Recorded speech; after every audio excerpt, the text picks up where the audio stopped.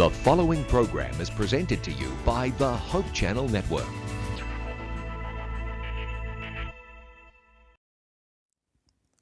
Today on Between the Lines, the man from down under, industrial chemist to ministry. Powerful testimony as he tells you his wonderful story of God intervening in his life. Stay with us on Between the Lines.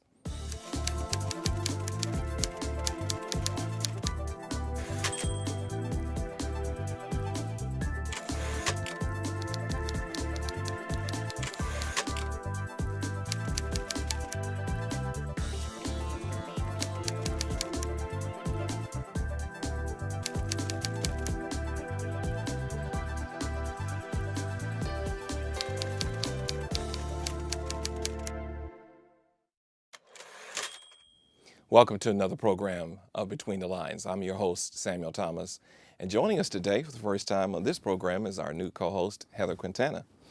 We're glad that you joined us, and we have a very special guest with us today, Heather, don't we? We sure do. Dr. Bill Johnsson. He has a wonderful, gripping testimony of just how God moved him from being an industrial chemist in Australia to becoming involved in ministry. He's written a book recently, Embrace the Impossible. Embrace the Impossible. And it tells his story that actually has roots that begin back in England, if you want to go back that far. Dr. Johnsson, tell us about that. Yeah, my mother is English in her origins. She was born in Australia, but of English ancestors. On my father's side, he was from Sweden.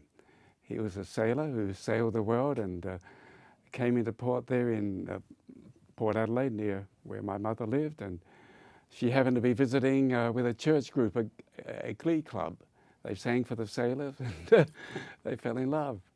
So he went back to Sweden, and then he immigrated to Australia, and they got together, married. So did she have a solo part, or did he just pick her out of the lineup? I don't know. She did have a very nice voice. I remember her, sweet singer, so maybe she had a solo part. But, you know, she used to tell a story that when she first met him, he hardly knew any English. The only English he knew really were cuss words. Oh, being a sailor. Being a sailor, yeah. But, you know, that changed. And he was not a Christian at that time. But later he became a very devout Christian. So tell me, what was it like growing up in Australia in those times? Well, I was born in the Depression. So we didn't have much money. And I'm the youngest of a large family. We had a lot of love, and we did things together as a family, very supportive. My dad worked in the building industry, and of course that all closed down, but he started a little got a horse and cart, and used to go out and sell little small items of clothing to the farmers out up in the hills. And we had an acre of land and had a cow there and kept chickens. That's the way we got by. So that my memories, I never thought of ourselves as being poor, that we had to have been poor, but you know, but we had a lot of fun, a lot of love. Now in Australia, you know, our thoughts of Australia go to the red hills, or you know, the outback as we know it, and or we think about that world-class city of Sydney, Australia.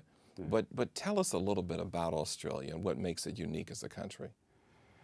Well, Australia is a big country. You know, it's as big as the United States if you leave off Alaska, but with about 20 million people. So there's a whole lot of empty space there. I go back there, and we do go back every year, and it's just amazing. Even in a city like Sydney, there's so few people comparatively, you know. And most of the population of the 20 million is grouped in about 5 cities. So all this vast emptiness, which can be depressing from one point of view, or you can see it as sort of freedom, you know, openness, you know. And the desert, it has a beauty about it. The heart of Australia, which they often call the dead heart, is actually the red heart. The soil is red. It's extremely colorful, and the sky is bright blue, and a few trees, not many. It is a beautiful country.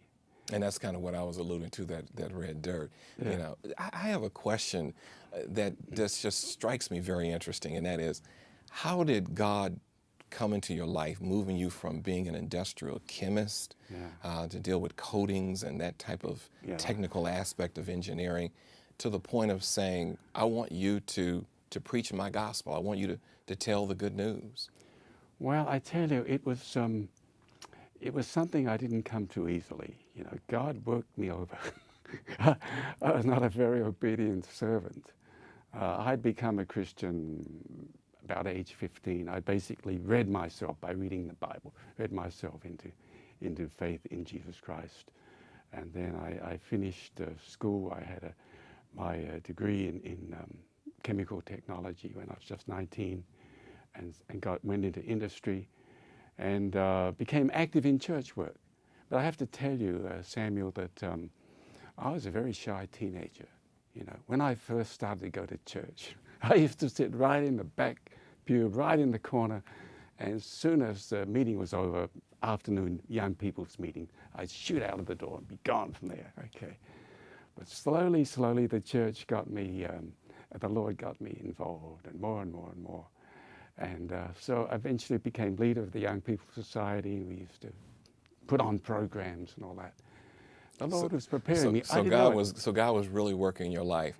I want to talk more about that, because most of the time people don't view young people as having an interest in God, and that's an extremely important aspect of your story that we really want to talk about that, because I think it will help other people to realize that God is still relevant for young people. Even though we're talking about a little history here, He's still the same God. And we're going to talk more about God. And we're talking with Dr. Bill Johnsson today on Here Between the Lines.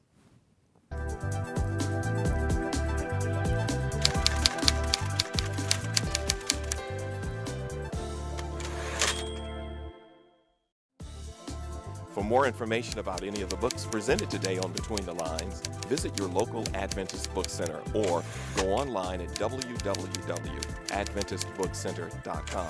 If you're interested in receiving a copy of today's book and live in the United States and Canada, call 1-800-765-6955. Again, that's 1-800-765-6955.